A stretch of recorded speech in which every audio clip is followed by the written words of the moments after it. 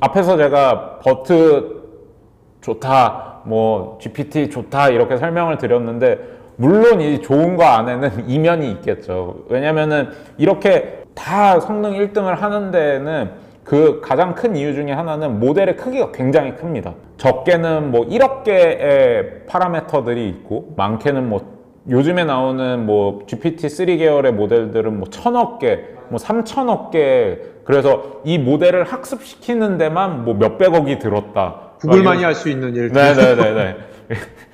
약간 그 자본주의 모델 이런 형태가 되는 거죠. 그래서 뭐 그런 모델을 만드는 것 자체도 힘들지만 그럼 이런 모델들을 어떻게 학습을 시킬 거냐. 이걸 정말로 우리가 처음부터 초장부터 이거는 스포츠 기사야, 이거는 뭐 뉴스 기사야, 어떤 기사야를 이렇게 하나하나씩 가르치는 게 의미가 있을 것이냐.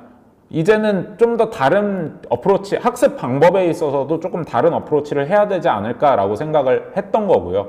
그래서 왼쪽에 보이는 이제 트래디셔널한 ML 방식은 각 모델과 각 데이터가 인디펜던트한 거죠. 조금 쉽게 설명을 드리면 제가 이제 배랑 사과 분류하는 모델을 만들었어요. 이거는 배야, 이거는 사과야를 분류하는 모델을 만들고 나서 나 근데 배랑 사과랑 그 귤도 분류를 하고 싶은데 하면은 독립적으로 처음부터 스크래치부터 다시 만들어야 되는 거죠. 그러면 그때마다 500억씩 드는 거죠. 쉽게 얘기하면. 근데 그러기에는 이제는 학습량도 워낙 많고 그러기 때문에 그런 방식이 아니라 이런 뭔가 제너럴한 그 논리지를 미리 프리트레인, 사전에 미리 학습을 시켜 놓으면 어느 정도 학습이 되어 있는 상태라고 하면 그 다음에 내가 필요로 하는 태스크에 맞춤형으로 추가로 조금만 더 학습을 하면 되지 않을까? 라고 해서 나온 게 이 전이 학습, 즉 이 사전 학습을 통해서 얻은 이 논리지, 지식을 전이해서 이 모델에다가 활용을 하겠다라는 게 이 전이 학습의 개념이라고 보시면 되고요. 그래서 사실 이런 전이 학습의 로직은 원래는 대부분의 사실 그 NN 계열의 방법론들은 비전에서 가장 먼저 나왔습니다. 근데 이 비전에서 나온 방식을 NLP에 차용을 한 게 이제 맨 처음에 한 게 이제 GPT 쪽이고 그 다음에 버트도 같이 했던 거고요.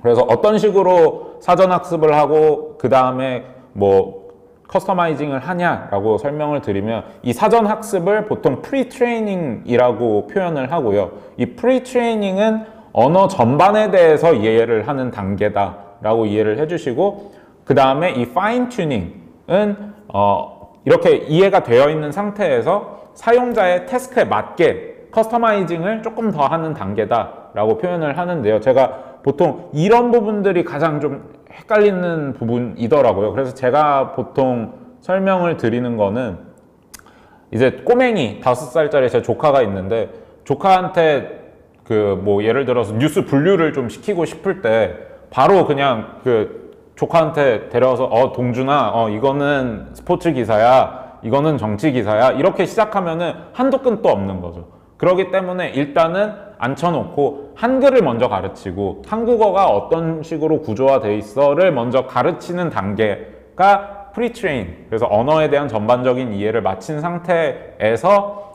그래 그러면 이제 너가 문서를 분류를 할 수 있도록 소량의 데이터로 학습을 해봐 라고 하면은 훨씬 더 효율적이고 훨씬 더 빠르게 학습을 할 수 있다 라는 그 포인트를 최근 이제 트랜스포머 계열 모델에서는 적용을 하고 있습니다. 네, 그래서 사실 뭐 이 트랜스퍼 러닝 말고도 뭐 여러 가지가 있습니다. 최근 들어서는 뭐 퓨샷 러닝, 뭐 제로샷 러닝 이런 것들도 요즘엔 나오고 있고요. 워낙 그 언어 모델이 거대해지다 보니까 사실 뒤에서 제가 아마 파인 튜닝 방식의 한계점도 말씀을 드릴 텐데 파인 튜닝이라고 해서 데이터를 조금 쓴다고 했지만 이 조금이 뭐 1, 20건이 아니라 최소한 10,000건 이렇게 구축을 해야 되거든요. 그리고 이 구축을 할 때 일일이 이거는 뭐 스포츠 기사야, 이건 정치 기사야를 라벨링을 하는 그 노동이 들어가게 됩니다. 근데 이게 쓰다 보니까 이것도 힘들다.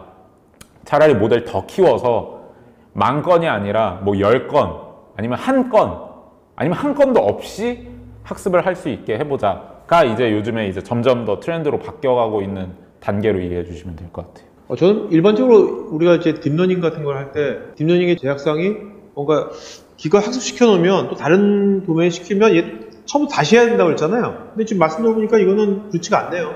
맞습니다. 그래서 뒤에서 더 유스 케이스에서 설명을 드리겠지만 도메인에 맞게 프리트레이닝을 해놓게 되면 이 모델을 가지고 뭐 불만 분류 모델을 만들 수도 있고 또 이 모델을 가지고 또 다른 데 또 쓸 수 있고 이런 식으로 각 태스크에 맞춰서 이 모델을 이렇게 커스터마이징 저렇게 커스터마이징을 할 수가 있는 거죠. 그래서 기업별로 이런 커스터마이즈드 모델을 만들어 주는 것도 저희의 그 제품 기능 중에 하나로 이해해 주시면 될 것 같습니다.